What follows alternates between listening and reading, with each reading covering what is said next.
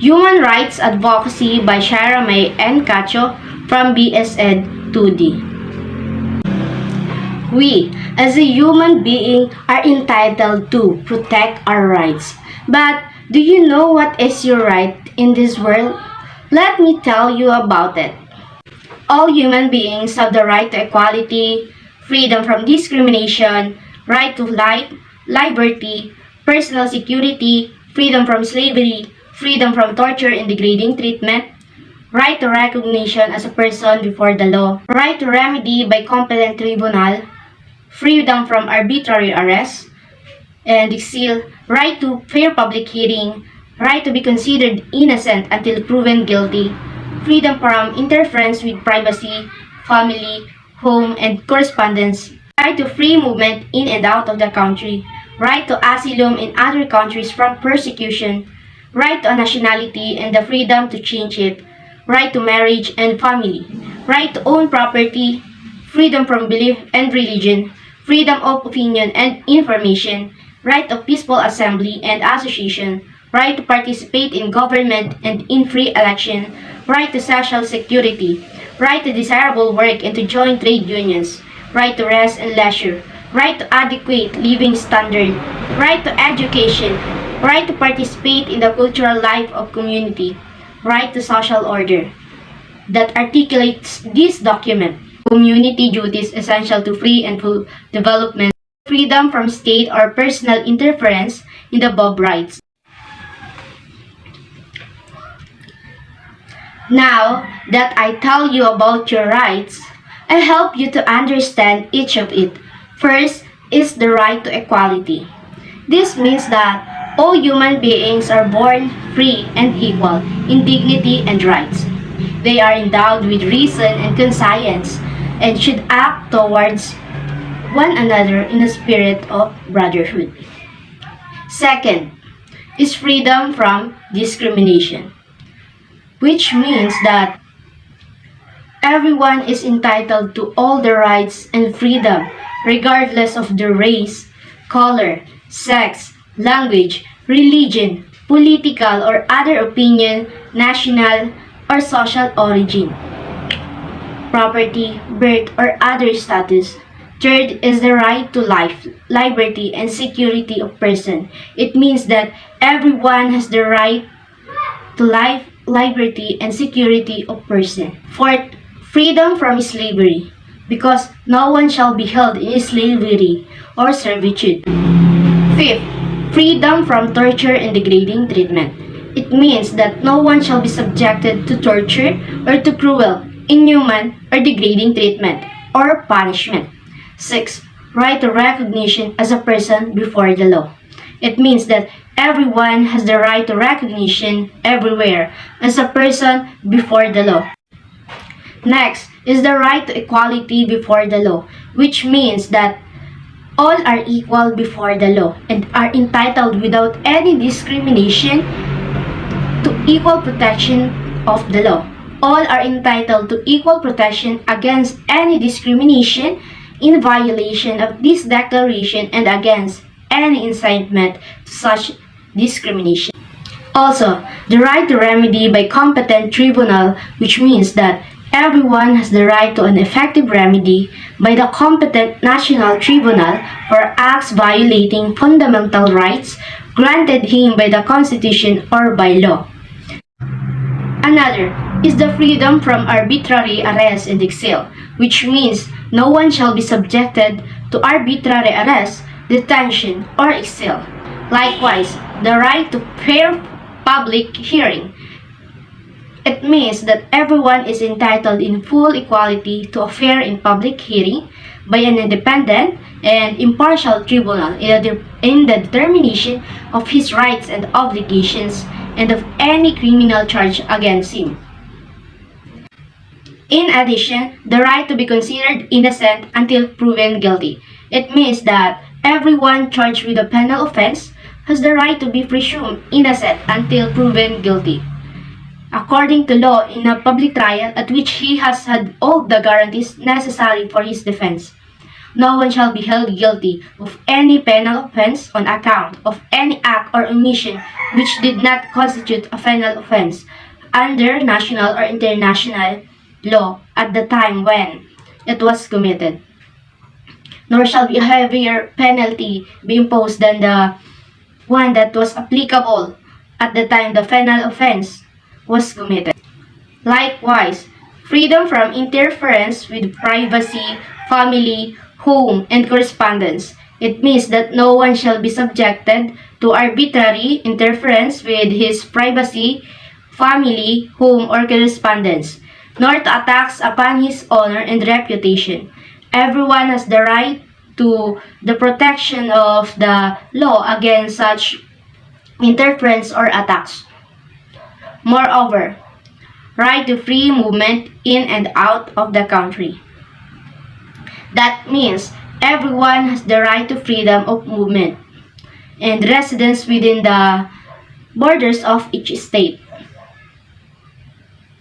Everyone has the right to leave any country, including his own, and to return to his country.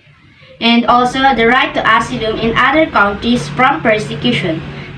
This means everyone has the right to seek and to enjoy in other countries asylum from persecution. The right may not be invoked in the case of prosecutions genuinely arising from non-political crimes or from acts contrary to the purpose and principles of the United Nations. Then, the right to a nationality and the freedom to change it. It means everyone has the right to a nationality. No one shall be arbitrarily deprived of his nationality nor denied the right to change his nationality. Furthermore, right to marriage and family. It means that men and women full of age without any limitation due to race, nationality, or religion have the right to marry and to found a family. They are entitled to equal rights as to marriage, during marriage, and at its dissolution. Another is the right to own property, means that everyone has the right to own property alone, as well as in association with others. No one shall be arbitrarily deprived of his property. Next is the freedom of belief and religion. Since everyone has the right to freedom of thought, conscience, and religion, this right includes freedom to change his religion or belief and freedom, either alone or in community with others and in public or private, to manifest his religion or belief in teaching, practice, worship, and observance. Also, freedom of opinion and information means that everyone has the right to freedom of opinion and expression. This right includes freedom to hold opinions without interference and to seek, receive, and impart information and ideas through any media and regardless of frontiers. In addition, the right of peaceful assembly and association. It means that everyone has the right to freedom of peaceful assembly and association. No one may be compelled to belong to an association. Moreover, the right to participate in government and in free election, which means that everyone has the right to take part in the government of his country directly or through freely chosen representatives. Everyone has the right of equal access to public service in his country, and the will of the people shall be the basis of the authority of government. This will shall be expressed in periodic and genuine election, which shall be by universal and equal suffrage, and shall be held by secret vote or by equivalent free voting procedures. Another is the right to social security, which means that everyone as a member of society has the right to social security and is entitled to realization through national effort and international cooperation and in accordance with the organization and resources of each state of the economic, social, and cultural rights indispensable for his dignity and the free development of his personality. Furthermore, is the right to desirable work and to join trade unions, which means that everyone has the right to work, to free choice of employment, to just and favorable condition of work, and to protection against unemployment. And everyone has the right to form and to join trade unions for the protection of his interests. Moreover, is the right to rest and leisure, which means everyone has the right to rest and leisure, including reasonable limitation of working hours and periodic holidays with pay. And also, the right to adequate living standard, which means that everyone has the right to a standard of living adequate for the health and well-being of himself and of his family, including food, clothing, housing and medical care, and necessary social services. And the right to security in the event of unemployment, sickness, disability, widowhood, old age, or other lack of livelihood in circumstances beyond his control. Furthermore, is the right to education, which means that everyone has the right to education, and it shall be directed to the full development of the human personality and to the strengthening of respect for human rights and fundamental freedoms. It shall promote understanding, tolerance, and friendship among all nations, racial or religious groups, and shall further the activities of the United Nations for the maintenance of peace. Also, the right to participate in the cultural life of community, which means that everyone has the right freely to participate in the cultural life of the community, to enjoy the arts and to share in scientific advancement and its benefits. Then, the right to social order that articulates this document.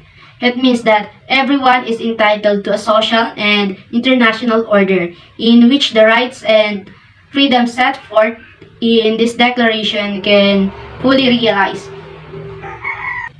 In addition, is the community duties essential to free and full development, since everyone has duties to the community, in which alone the free and full development of his personality is possible.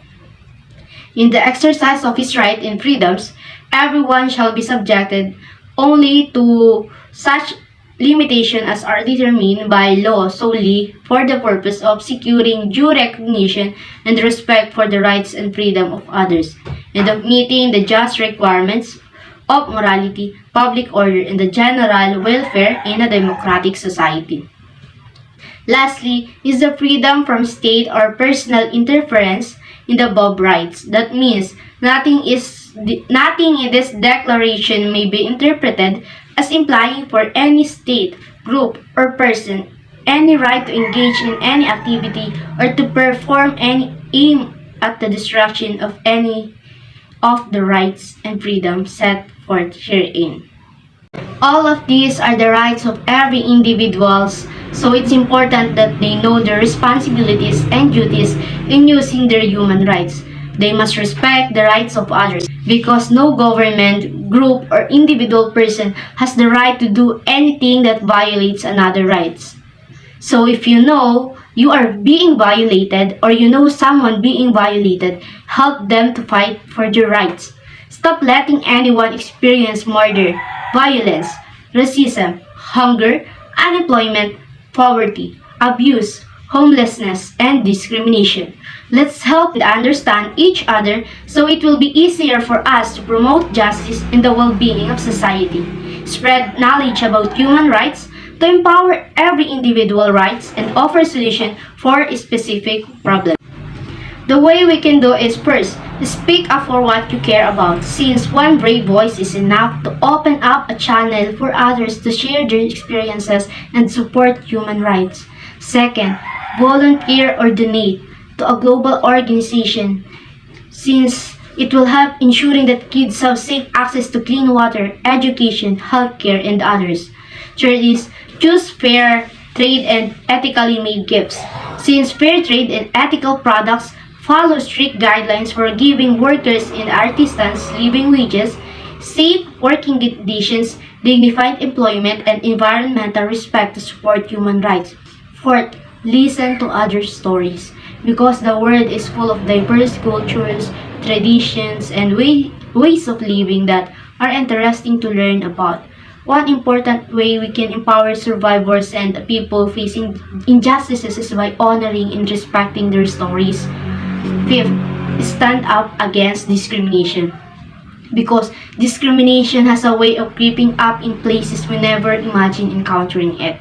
Yet it's there, and the most important thing each of us can do is say something and don't let it slip by. And when you see someone else stand up, stand with them. When we help each other as support, we are more empowered against injustices in the workplace or in a classroom. In conclusion, respecting the rights of others begins with each of us because there are more people on this earth who will uplift others than tear people down with words or hate. Acting together, we're powerful enough to pave a new path to equality and fairness, since individuals have a responsibility to ensure that they exercise their rights with consideration for the rights of others.